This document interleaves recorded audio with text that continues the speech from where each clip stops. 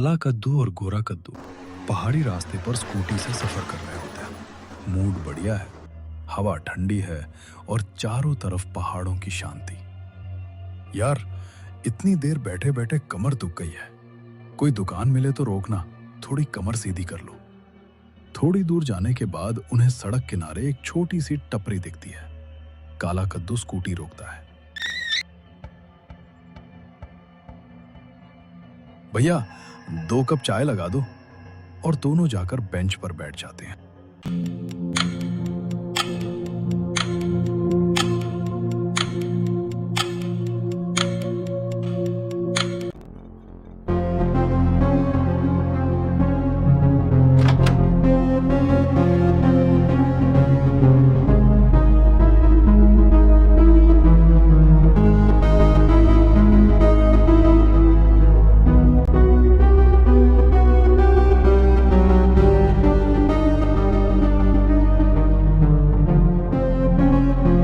रात गहरी थी।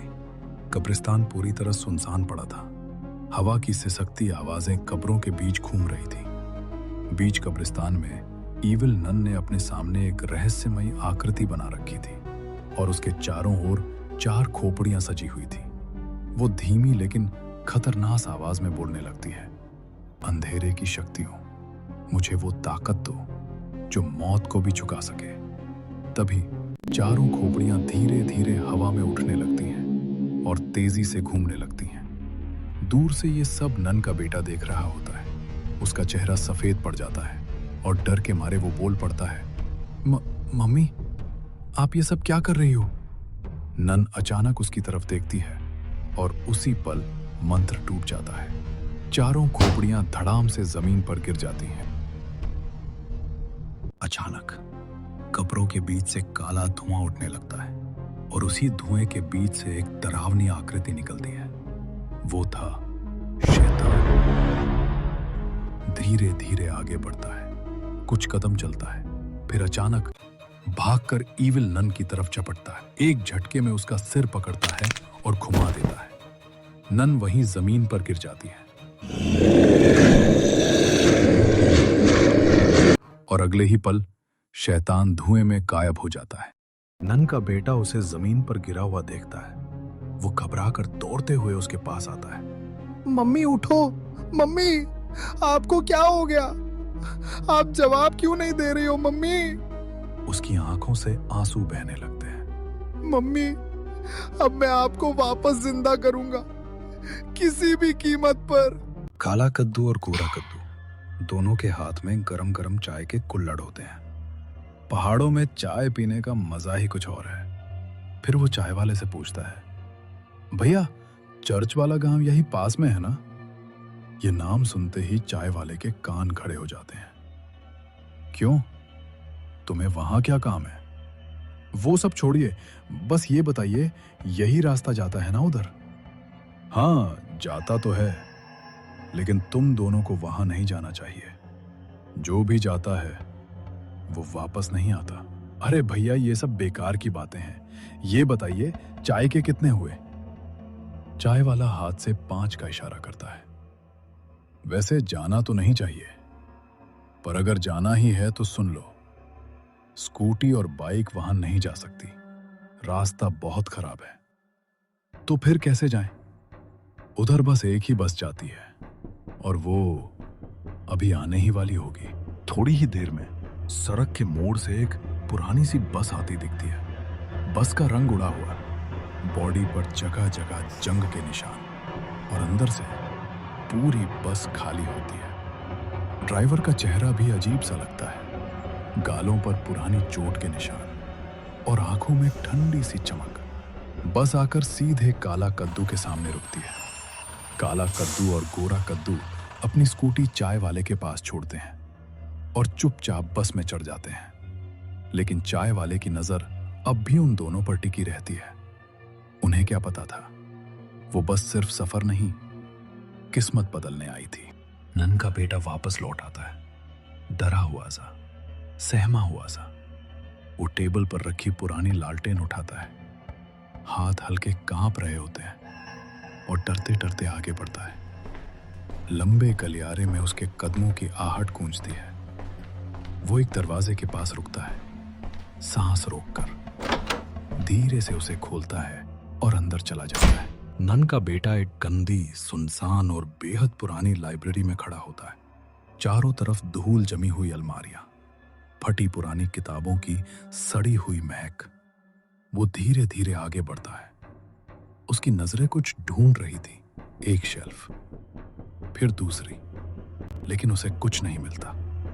फिर वो तीसरी अलमारी की तरफ बढ़ता है और तभी उसकी नजर उस किताब पर पड़ती है जिसे नन अक्सर पढ़ा करती थी।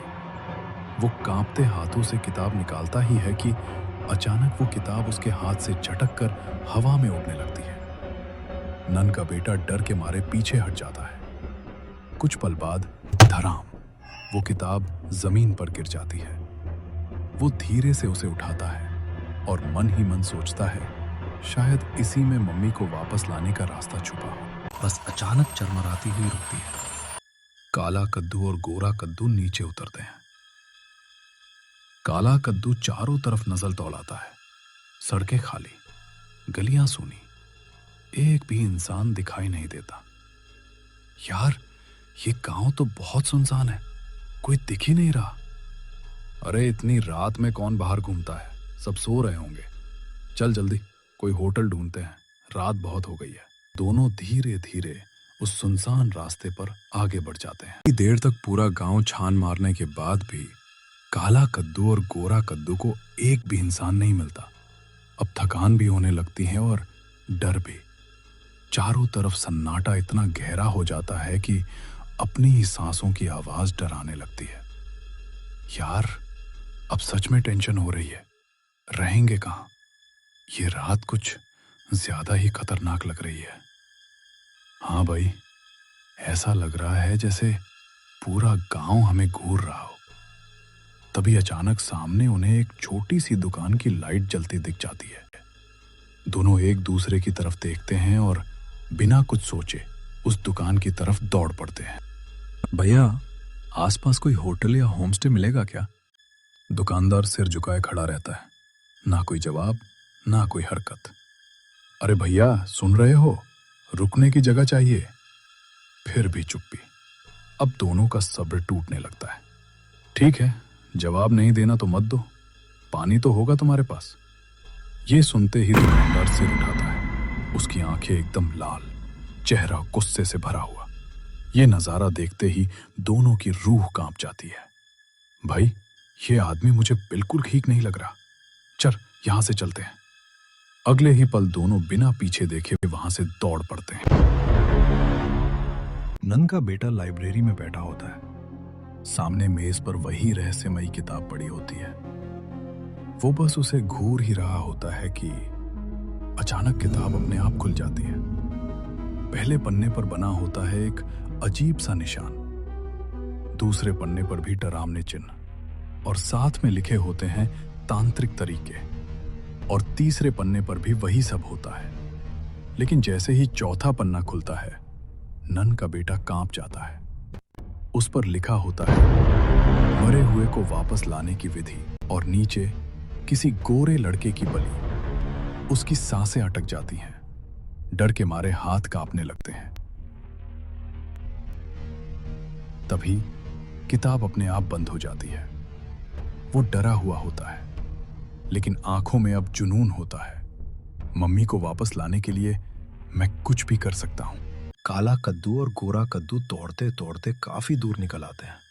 हाफते हुए रुकते ही सामने उन्हें एक पुराना कुआं दिखाई देता है। दोनों की आंखें चमक उठती हैं, जैसे रेगिस्तान में नखलिस्तान मिल गया हो। वे भागकर कुएं के पास पहुंचते हैं और अंदर झांकते हैं।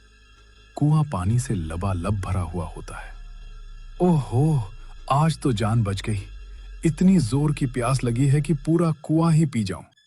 वो तुरंत बाल्टी पकड़ता है और धीरे धीरे रस्सी नीचे छोड़ता है। झपाक की आवाज आती है। फिर पूरी ताकत लगाकर बाल्टी ऊपर खींचता है।